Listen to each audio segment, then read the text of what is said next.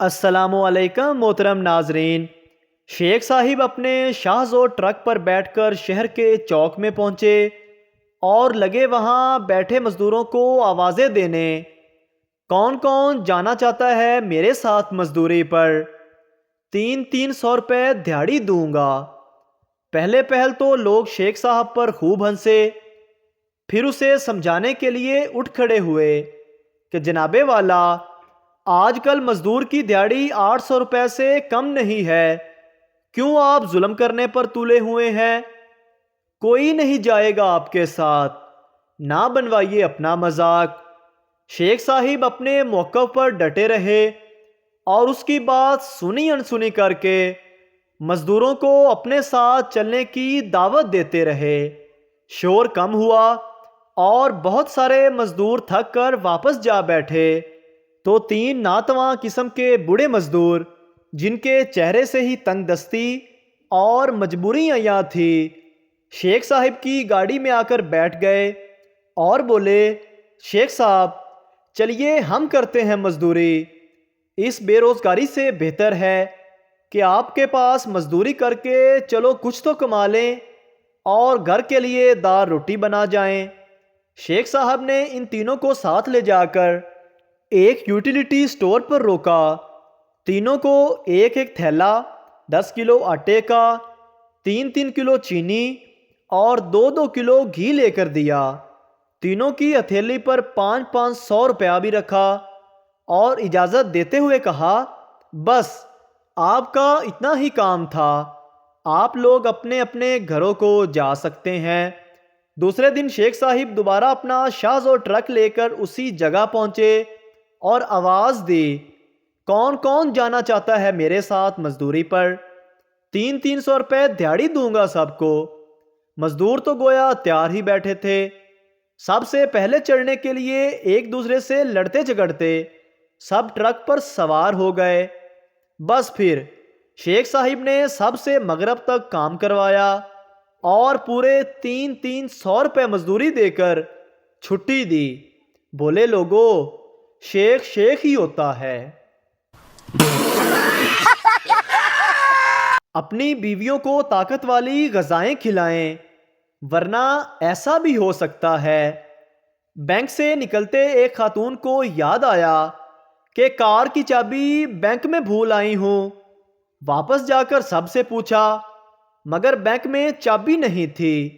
دوبارہ پرچھ چھان مارا، اف، چابی گاڑی میں رہ گئی تھی۔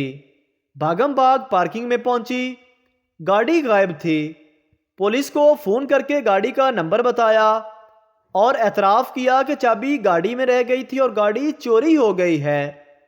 پھر تھوڑے اوسان بحال ہوئے تو دھڑکتے دل کے ساتھ میاں کو زندگی کی مشکل ترین کال کی اور اٹکتے اٹکتے بتایا کہ گاڑی چوری ہو گئی ہے۔ ادھر سے میاں جی گرجے، میں تمہیں بینک ڈراپ کر کے آیا تھا، تم گاڑی لے کر نہیں گئی تھی۔ خدا کا شکر ادا کیا اور میاں سے کہا کہ آ کر مجھے لے جائیں۔ میاں جی بولے، لے تو جاؤں، پہلے پولیس کو تو یقین دلا لوں کہ تمہاری کار میں نے چوری نہیں کی، مجھے انہوں نے مرغا بنایا ہوا ہے۔ شوہر، بیگم کل رات گھر میں چور گھس آئے تھے، انہوں نے مجھے خوب مارا پیٹا، یہاں تک کہ مجھے مرغا بنا دیا۔ بیوی، آپ نے شور کیوں نہیں مچایا؟ شوہر، میں کوئی ڈرپوک ہوں جو شور مچاتا؟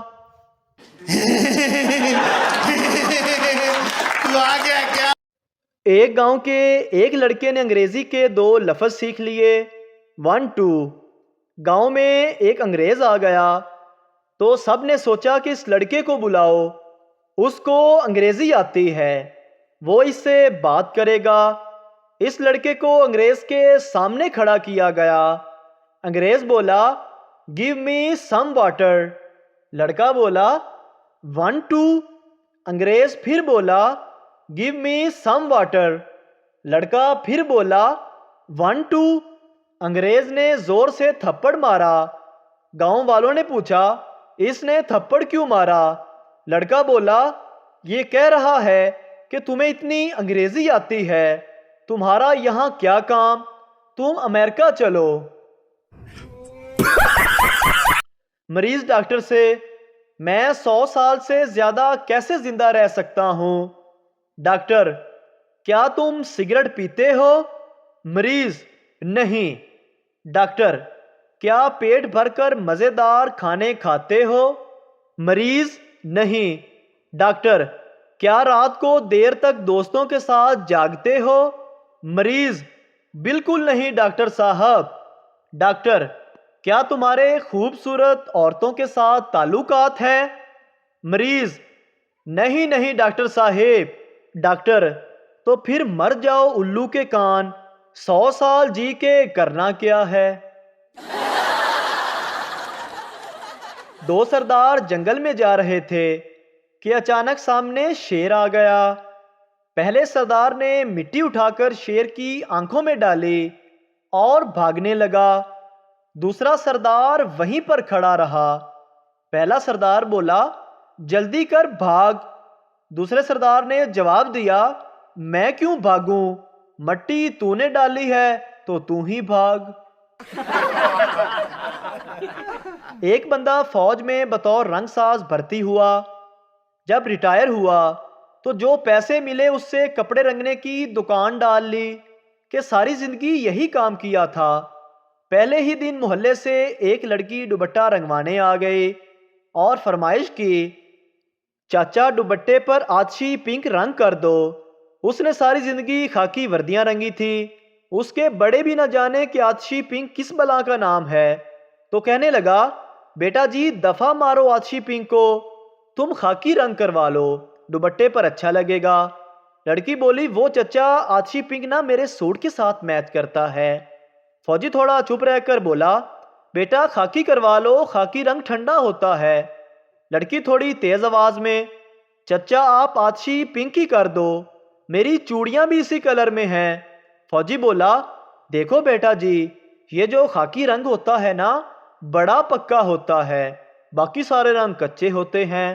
اب لڑکی نے دوپٹہ غصے سے چھین لیا اور بولی: چاچا لگتا ہے تمہیں باتوں کے علاوہ اور کچھ نہیں آتا، میں کہیں اور سے رنگوا لوں گی۔ فوجی نے غصے سے دوپٹہ واپس چھینا اور غصے سے بولا: لاؤ ادھر، میں آتشی رنگ پنک ہی کروں گا، مگر یاد رکھنا سو کر اس نے پھر خاکی ہو جانا ہے۔ استاد نے کئی ایک لڑکیوں سے پوچھا تو کسی کو بھی صحیح معلوم نہیں تھا۔ وہ سیدھا ہیڈ ماسٹر کے پاس گیا اور کہا کہ کیسی نالائق کلاس ہے، کسی کو بھی نہیں یہ معلوم کہ سومناتھ کا مندر کس نے توڑا تھا۔